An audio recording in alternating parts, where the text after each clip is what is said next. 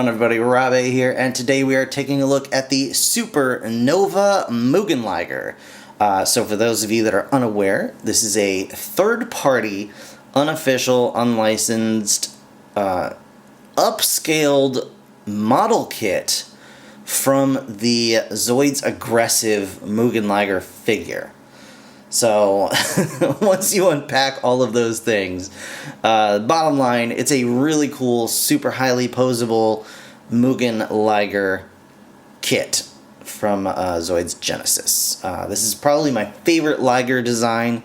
I love the swords, I love everything about it, and I love the Zoids Aggressive figure, but it is small, it does feel quite fragile, so to hear that they made a model kit that is pretty inexpensive. I paid $50 for this giant model kit, which I think is less than I paid for the tiny 1/100th scale Zoids Aggressive. Now this is going to be a 1/72 scale, which is going to match the scale of your other Zoids model kits. So that is pretty awesome. On the top here, we can see it is made in China, and there is a warning there for a choking hazard. Don't eat it, guys, you might choke. And then, of course, some images of the figure itself in action. On the back, not really anything to talk about. And then here, not really much to talk about. We can open it up real quick. Just give you guys a little glimpse into what's going on here. I did already assemble this kit, so you're not going to see exactly what I saw when I first opened it up. It was just, you know, full of all of these sprues, like, you know, in bags and stuff like that. You got some nice instructions. They are not in color, but they are very pretty clear as to what everything, you know, needs to do and needs to be, and everything needs to go. So they even call out, hey, pay attention to which way this is oriented. So, yeah, there are some darn small pieces in this kit, but one other cool thing is that it does come with the wrist blades for the Hayate Liger, so you can attach these to your Mugen if you so desire. I may or may not end up putting these on. I'm not sure, I haven't decided yet. There's an addendum sheet here, just because some of the items in the instructions are slightly mislabeled. You can figure it out just based on context, but it's good to have this here. You also get a sticker sheet, which I probably will not use because they look like they're water transfers, and I'm not about that life. It looks fine without it, so I'm gonna leave those off. You get this, which I'm not 100% sure what this piece even is. This might be from the Hayate Liger. I'm not sure. It don't matter. Just get a bunch of sprues. Get a bunch of sprues with tiny parts, and you put it together, and it becomes an awesome thing. So, without further ado, we're gonna go ahead and take a look at that awesome thing right now.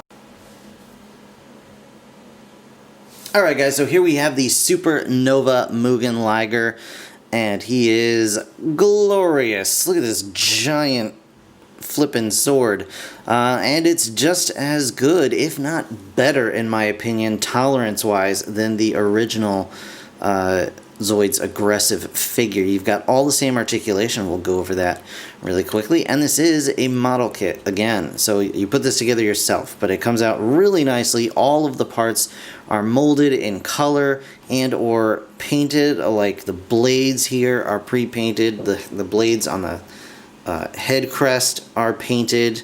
That might be it for the pre-painted parts. I'm not entirely certain.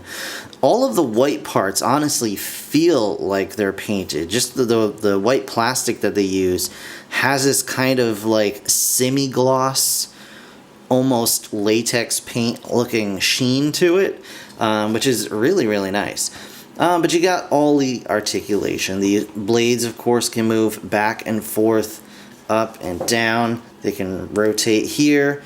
They can rotate here at a double joint, so that's really cool. And of course they can go back like so, and then same on this one. It's got the big old blade, which just rests up there. The neck can slide out and move up about that far, down about that far. The head itself can rotate around. You know, I mean, obviously the main area is going to get in the way. The mouth is articulated. The little chin blades are articulated. It still has the opening cockpit feature, so you can still open that up and see inside the head there. The legs all have the same articulation. They can they're on a ball joint at the actual you know, the joint here, and then there's a sliding joint that can slide in and out for a greater range of motion. And then you've got the all the leg joints rotate. This one is a double joint at the elbow area. Then the foot can rotate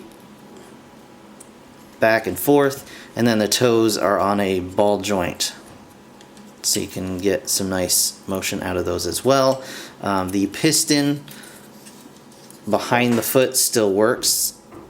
Like, I don't know if this is supposed to be some crazy dew claw or something like that. I don't really know, but the body itself is segmented just like on the aggressive, and has the same range of motion, so you can get all kinds of crazy running poses out of that. Although this, I don't know if how well you can really pose it using these joints, because just the weight of the figure causes it to kind of droop. So, you know, you might have to bring in other armatures or something to kind of support the weight. Back legs are on the same ball joint, sliding joint, with the same joint here. I think it's a double joint here. Yeah, it's a double jointed piece here. You got that, and then this goes back only that far, but it goes forward that far, and then the foot again separate. So you can actually get like some sitting poses and stuff out of this guy. Crazy awesome range of motion. The tail is a wire. And I read about a lot of people having trouble getting the tail in because it is the last step in the instructions. So what I actually did was, as soon as I saw the plug for the tail going into the body, I took the tail out and I put it in there first thing. It was like one of the first things I did.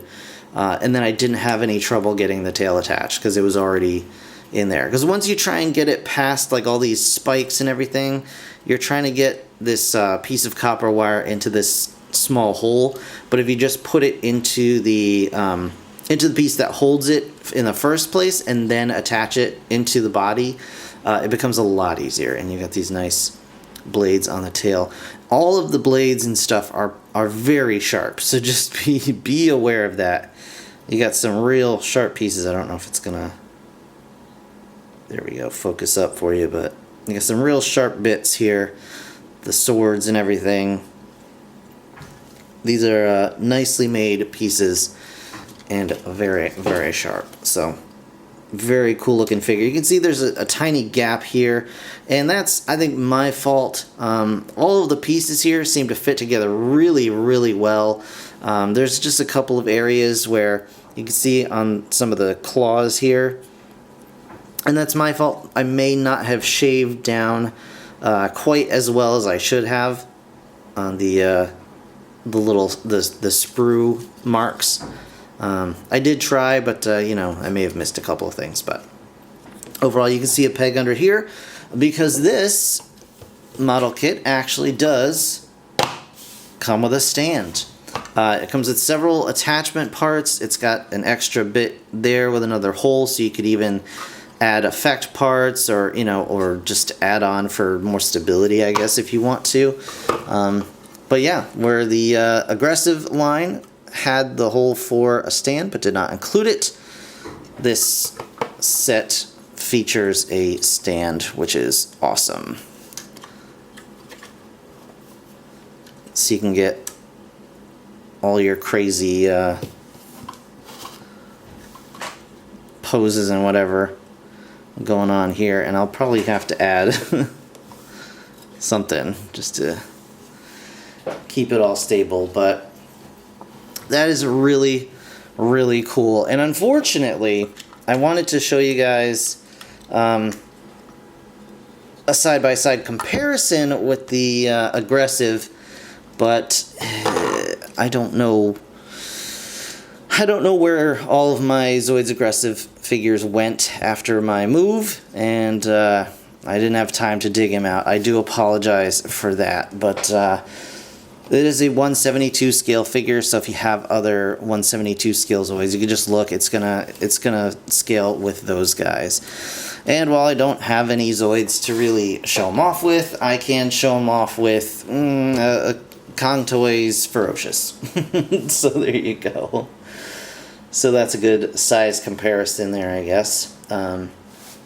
Yeah, this guy is absolutely fantastic. I cannot recommend it highly enough. Like I said, $50 for the kit.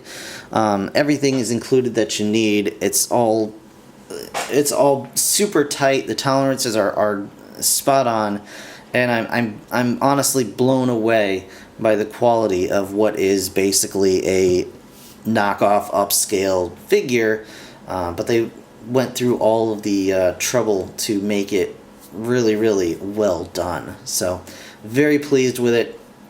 This was recommended to me by a viewer whose name is not jumping to my mind right now, unfortunately, but he said, hey, I don't know if you know these things exist, but you should check them out. They're really cool. And I was like, all right, I'll give them a look-see. And I did, and I was like, all right. And I ordered it, and I was like, I need all of these ever. So yeah, really, really excited to have it. So that's going to do it for this review, guys. I want to thank you so very much for watching. As always, if you enjoyed the video, please hit that like button. It really helps me out. Of course, subscribe if you want to see more. I'll be back with probably more of these Supernova model kits. But in the meantime, thanks again for watching. I'll see you guys in the next one. Bye for now.